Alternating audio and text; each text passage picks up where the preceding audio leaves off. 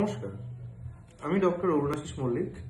আজকের আমাদের আলোচ্য বিষয় যে ক্যান্সার কি বংশগত রোগ না ক্যান্সার অন্য কোনো কারণের জন্য হয়।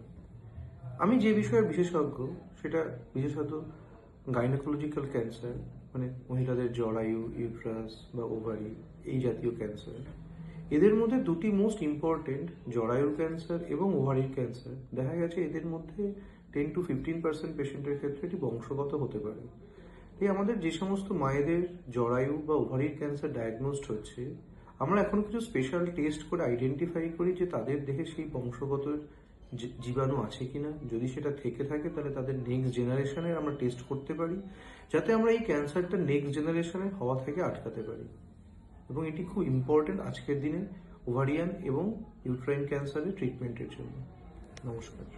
আমার দর্শক বন্ধুরা যারা আমার ভিডিওগুলি দেখছেন তাদের অজস্র ধন্যবাদ। আশা করি আমার ভিডিওগুলি তাদের ভালো লাগছে, এবং যদি মনে হয় এই ভিডিওগুলি তাদের জন্য উপযোগী তাহলে প্লিজ আমার চ্যানেলটি সাবস্ক্রাইব করবেন এবং লাইক এবং শেয়ার করবেন। এটি ফেসবুকেও আছে, ইনস্টাগ্রামেও আছে এবং ইউটিউবেও আছে।